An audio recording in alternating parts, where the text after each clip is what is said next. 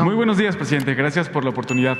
Miguel Arzate, del Sistema Público de Radiodifusión del Estado Mexicano, Canal 14.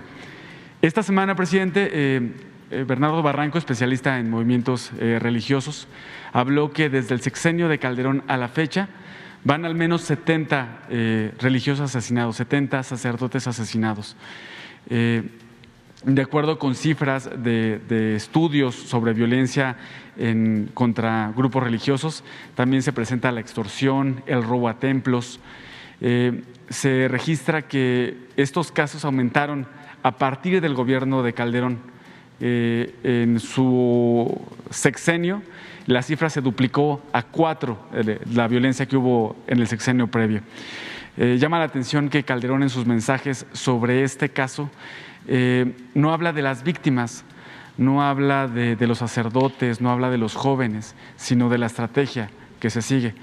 Llama la atención porque durante su sexenio Calderón criminalizó a las víctimas de hechos violentos, como recordar el caso de los estudiantes del TEC de Monterrey, también de los jóvenes, los adolescentes en Salvarcar, a los cuales dijo integrantes del crimen organizado, y fue increpado por la madre de estos jóvenes para que se retractara de sus palabras.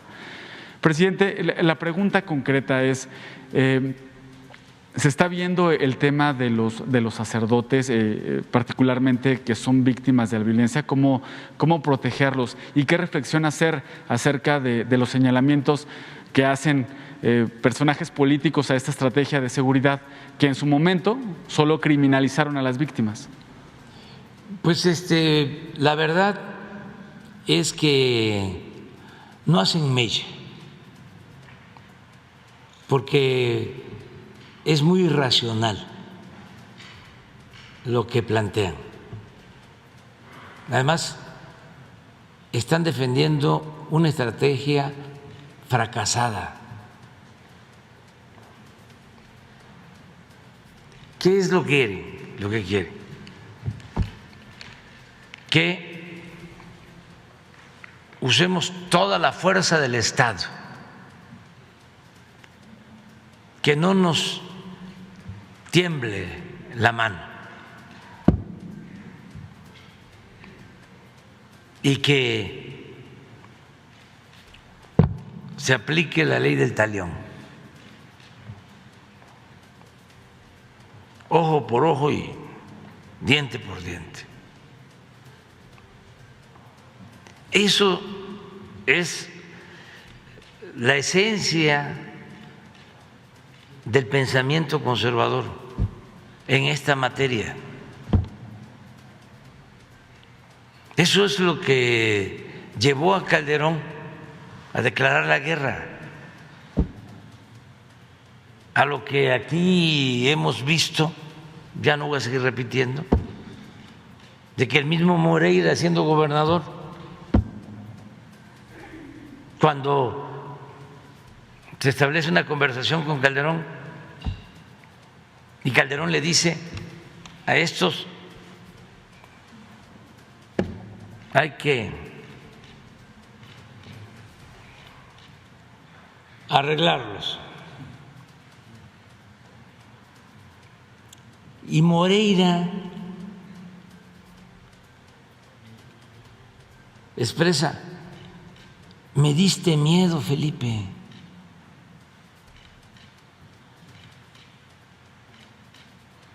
Pero esto es parte de un pensamiento autoritario muy fascista.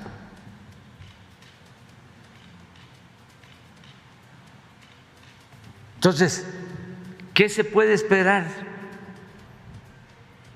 de quienes se embarcaron en esa estrategia fallida?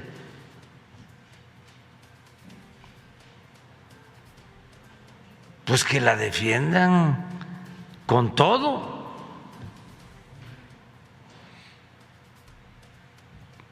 Pero nosotros no vamos a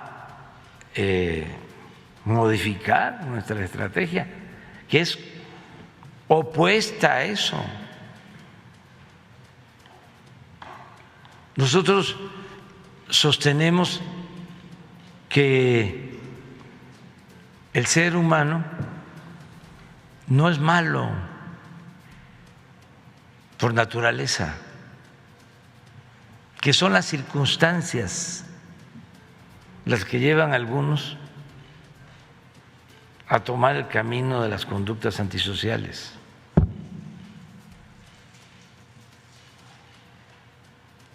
Y nosotros sí creemos en la readaptación y no pensamos que la gente no tenga más destino que ser eliminada. Si hay casos así de extremismo en violencia, es porque hay trastornos que originan la droga y otros elementos, pero el ser humano es bueno por naturaleza, nace bueno, son las circunstancias, y como decía Ortega y Gasset, si cambio mi circunstancia, cambio yo. Ese es nuestro pensamiento. Por eso la atención a los jóvenes. Ya estamos trabajando con 2.300.000 jóvenes, a los que llamaban ninis. Nos criticaban antes más y todavía de por qué estar apoyando a los jóvenes, que para qué se le daba dinero a los jóvenes, que para qué se les contrataba como aprendices.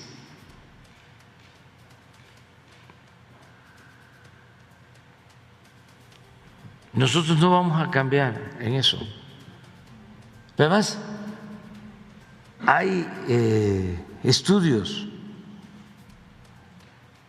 hay pensadores, no de derecha, desde luego, que opinan lo mismo o parecido a lo nuestro. Yo llevo años recorriendo el país, conozco los pueblos, he recogido los sentimientos de la gente. Muchos de estos opinadores nunca han convivido con el pueblo.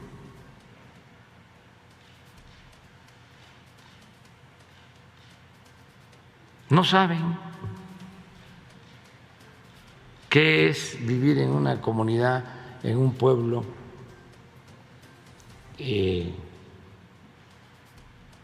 es otro su mundo. Lo que más los vincula con la gente puede ser sus trabajadores, las trabajadoras domésticas, sus choferes, nada más.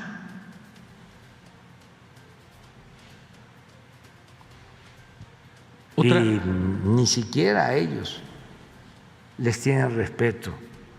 Otra cosa que no menciona el expresidente Calderón, presidente, es que este sujeto, el Chueco, el presunto responsable de este crimen atroz, pertenece o es de una célula del cártel de Sinaloa. Calderón no menciona que su secretario de Seguridad está preso en Estados Unidos, presuntamente acusado de proteger a este mismo cártel, el cártel de Sinaloa, un cártel que creció en operaciones durante su gobierno. Eso no lo menciona el expresidente. La pregunta particular, ya mencionaba, presidente, que este personaje pues tenía una vida, llama la atención, porque la comunidad lo conoce. Al parecer las víctimas conocían a su agresor, a su asesino. Parecía que este personaje pues tenía protección de autoridades locales. Las preguntas concretas, presidente. ¿Se está investigando a las autoridades locales allá en Chihuahua por este personaje particularmente?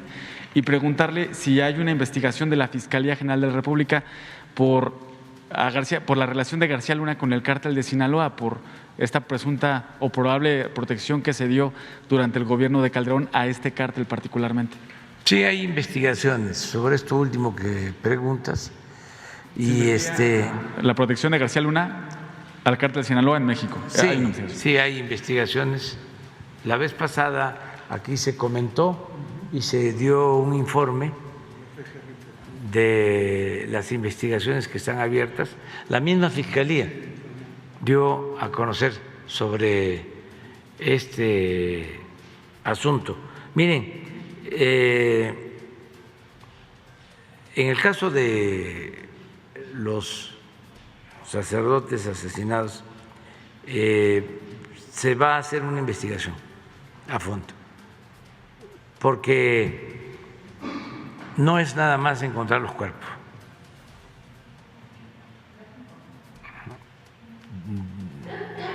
Ya se encontraron los cuerpos, no, es ir al fondo en este caso. Y cuesta mucho trabajo también que se entienda, porque es un asunto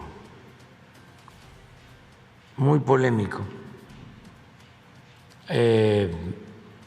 separar lo que es la responsabilidad estatal de la responsabilidad federal. Entonces, me hace muy ruin que se da un hecho como este, lamentable, porque sí duele, no solo por los sacerdotes que están trabajando por los pobres, y es una iglesia progresista, sino duele cualquier asesinato, pero estos hipócritas lo primero que hacen es voltear a ver hacia nosotros y hacia mí.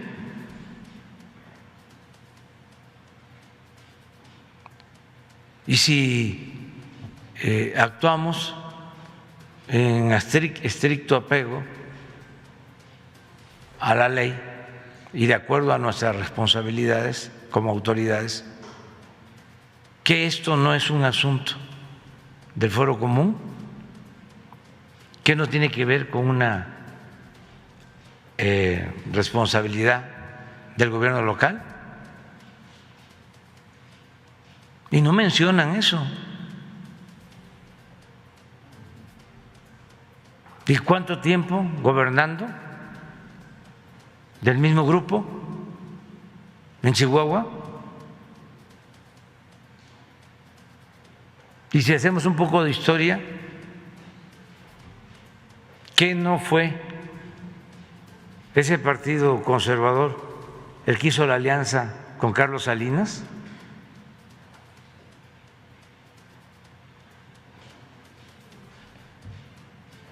¿Y qué no? Muchos candidatos a presidentes municipales, incluso gobernadores, se apoyaban en los grupos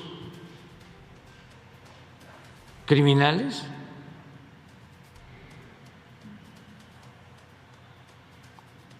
Que no se empezó, lo comentaba yo la vez pasada, recibiendo dinero para que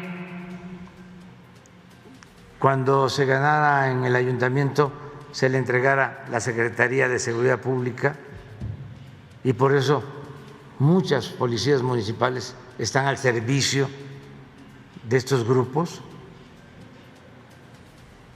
y luego la Secretaría de Seguridad Pública y la Secretaría de Obras Públicas, y luego completo el ayuntamiento.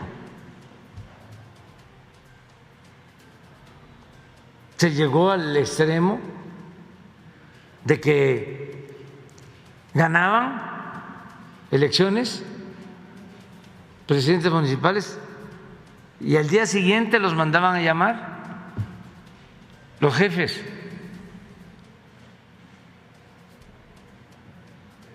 Y les decían: señores, así van a ser las reglas que se tienen que cumplir.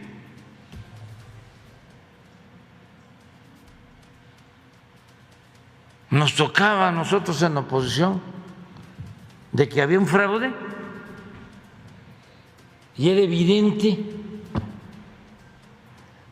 que se habían robado las urnas, que habían falsificado las actas, y le decíamos a nuestros candidatos: hay que presentar la denuncia.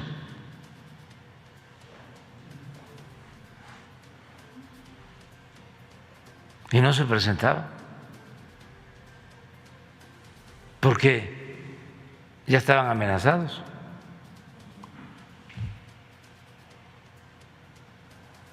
Nos tocaba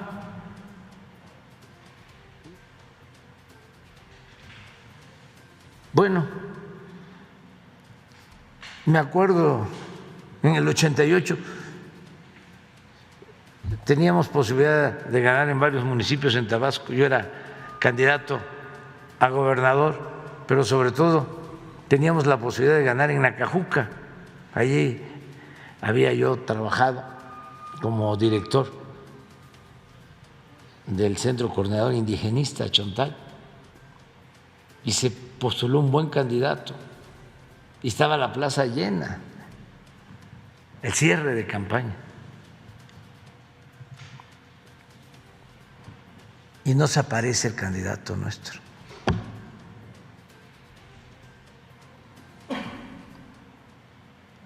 Lo compraron.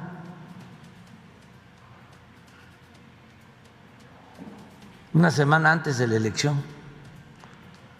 Me acuerdo en Tamaulipas, la verdad, heroicos muchos.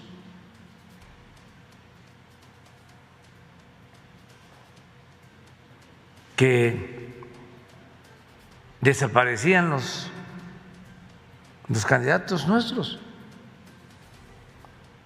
ya regresaban, pero ya no hacían campaña.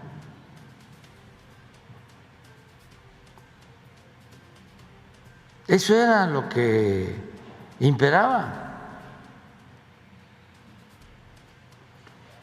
Y tenía que ver con las componendas políticas que se establecían abajo. Y el caso más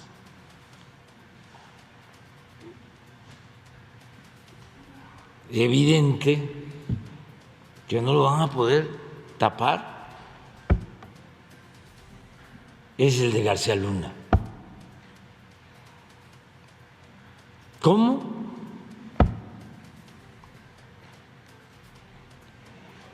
Porque se fue normalizando toda esa práctica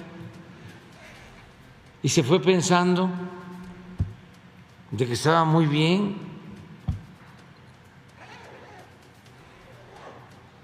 Y una relación de negocios estrecha, de poder. Entonces, eso es lo que los molesta mucho y quisieran decir: no solo estamos igual, estamos peor, porque antes, para buscar manipular a la gente, me acuerdo que lo que decían era: todos son iguales. Ya cuando no tenían argumentos, porque era evidente, ¿no?, un despropósito, un acto de corrupción de un miembro famoso del bloque conservador, ya no había más que decir, sí, pero todos son iguales. Me acuerdo una conversación en una comunidad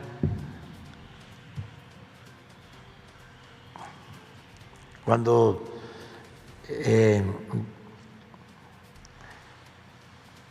empezaban las campañas, bueno, siempre han habido campañas, ¿no?, contra nosotros, que llegan dos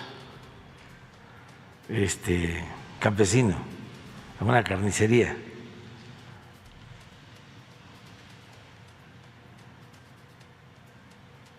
y uno a favor y otro en contra. Y el que está en contra pregunta, esto allá por el 88, le pregunta al carnicero, ¿a cómo está la carne?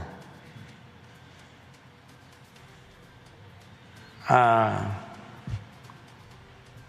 12 pesos el kilo, la carne con hueso, en aquellos tiempos. En aquellos tiempos. Y dice, qué barbaridad, no sé a dónde vamos a ir a parar. Cada vez está más cara la carne. Y le dice el simpatizante nuestro, sigue votando por el PRI. Y le contesta el otro, pero de inmediato, con agilidad. Sí, dice, ahora está cara la carne. Con ustedes ni carne habría.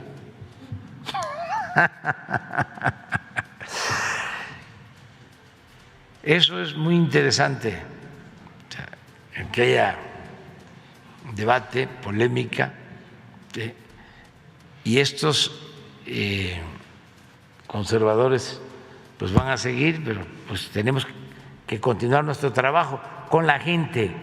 Eso es lo que más nos debe de interesar y aplicarnos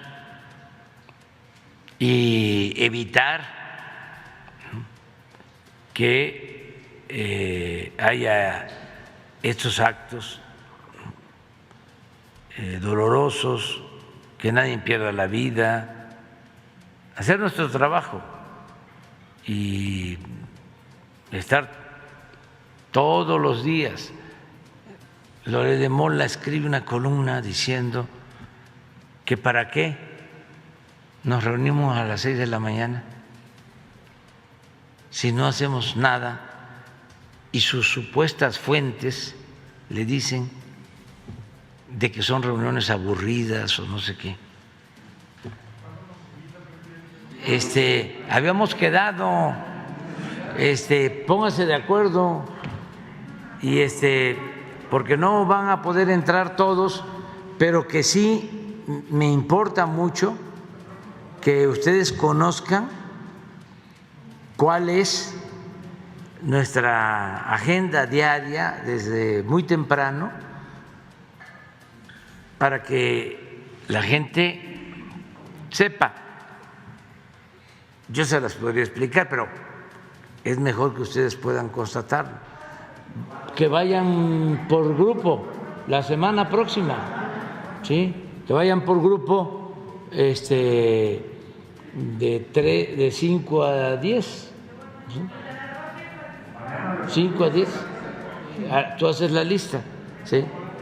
Para que vean qué es lo que hacemos diariamente sobre estos temas. Porque imagínense si yo no tuviese información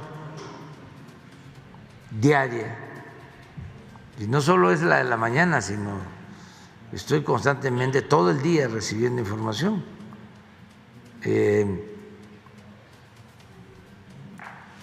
me preguntan ustedes algo y yo no sabría decirles de lo que está pasando y por qué. Entonces, vamos a quedar en eso. ¿Quién sigue?